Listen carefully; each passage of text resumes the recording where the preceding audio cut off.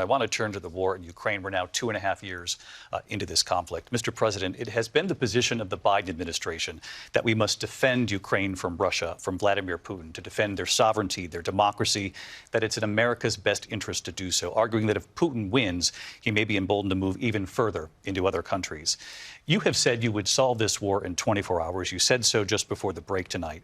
How exactly would you do that? And I want to ask you a very simple question tonight. Do you want Ukraine to win this war? I want the war to stop. I want to save lives that are being uselessly, people being killed by the millions. It's the millions. It's so much worse than the numbers that you're getting, which are fake numbers. Look, we're in for 250 billion or more because they don't ask Europe, which is a much bigger beneficiary to getting this thing done than we are. They're in for $150 billion less because Biden and you don't have the courage to ask Europe like I did with NATO. They paid billions and billions, hundreds of billions of dollars when I said, either you pay up or we're not going to protect you anymore. So that's maybe one of the reasons they don't like me as much as they like weak people. But you take a look at what's happening. We're in for 250 to 275 billion.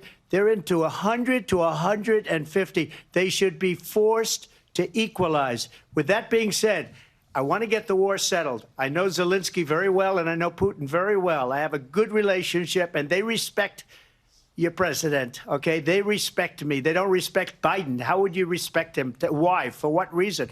He hasn't even made a phone call in 2 years to Putin, hasn't spoken to anybody. They don't even try and get it. That is a war that's dying to be settled. I will get it settled before I even become president. If I win, when I'm president-elect, and what I'll do is I'll speak to one, I'll speak to the other, I'll get them together. That war would have never happened. And in fact, when I saw Putin after I left, unfortunately left because our country has gone to hell. But after I left, when I saw him building up soldiers, he did it after I left, I said, oh, he must be negotiating. It must be a good, strong point of negotiation. Well, it wasn't, because Biden had no idea how to talk to him. He had no idea how to stop it. And now you have millions of people dead, and it's only getting worse, and it could lead to World War III. Don't kid yourself, David.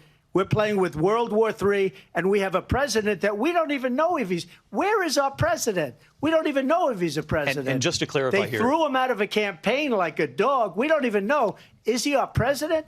But we have a president, Mr. President, that doesn't know he's alive. Your time is up.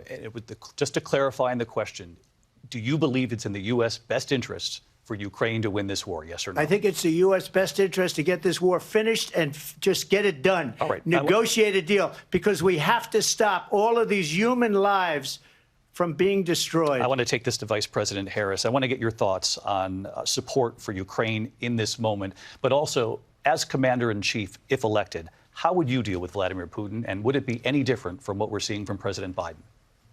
Well, first of all, it's important to remind the former president you're not running against Joe Biden, you're running against me. I believe the reason that Donald Trump says that this war would be over within 24 hours is because he would just give it up. And that's not who we are as Americans. Let's understand what happened here. I actually met with Zelensky a few days before Russia invaded, tried through force to change territorial boundaries, to defy one of the most important international rules and norms, which is the importance of sovereignty and territorial integrity. And I met with President Zelensky. I shared with him American intelligence about how he could defend himself.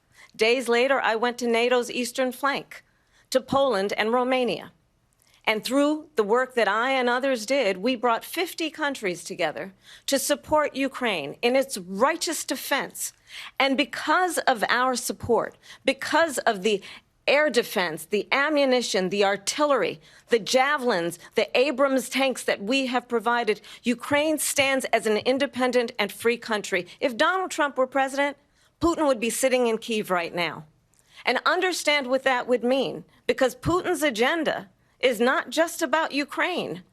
Understand why the European allies and our NATO allies are so thankful that you are no longer president, and that we understand the importance of the greatest military alliance the world has ever known, which is NATO, and what we have done to preserve the ability of Zelensky and the Ukrainians to fight for their independence.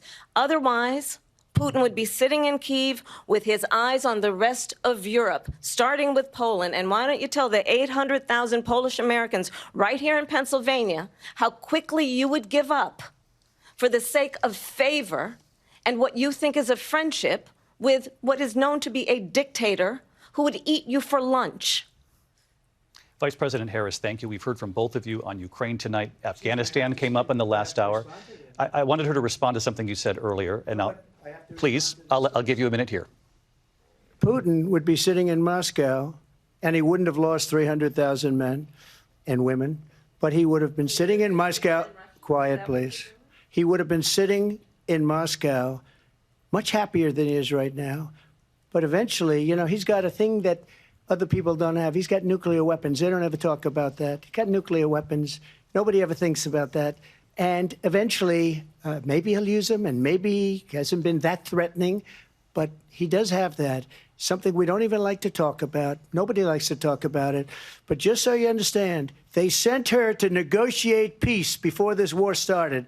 3 days later, he went in and he started the war because everything they said was weak and stupid. They said the wrong things. That war should have never started. She was the emissary. They sent her in to negotiate with Zelensky and Putin, and she did. And the war started 3 days later. And that's the kind of talent we have with her. She's worse than Biden. In my opinion, I think he's the worst president in the history of our country. She goes down as the worst vice president in the history of our country. But let me tell you something.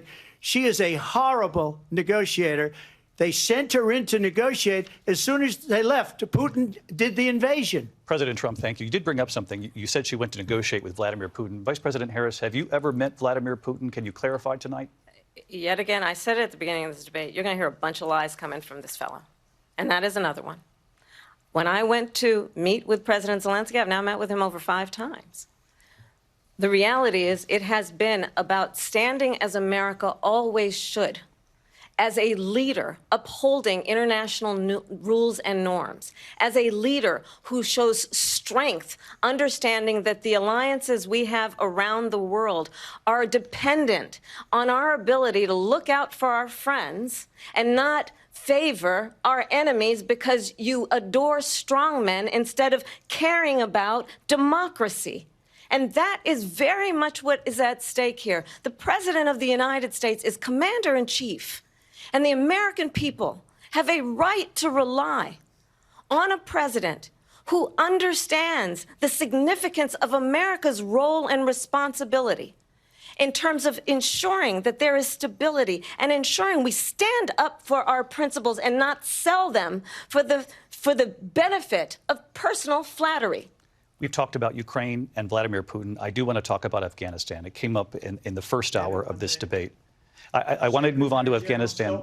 Said Trump did the most amazing thing I've ever seen. He got these countries, the 28 countries at the time, to pay up. He said, I've never seen. He's the head of NATO. He said, I've never seen. For years, we were paying almost all of NATO. We were being ripped off by European nations, both on trade and on NATO. I got them to pay up by saying one of the statements you made before, if you don't pay, we're not going to protect you. President Otherwise, Trump. we would have never gotten it. He said it was one of the most incredible jobs that he's ever seen done. Thank you.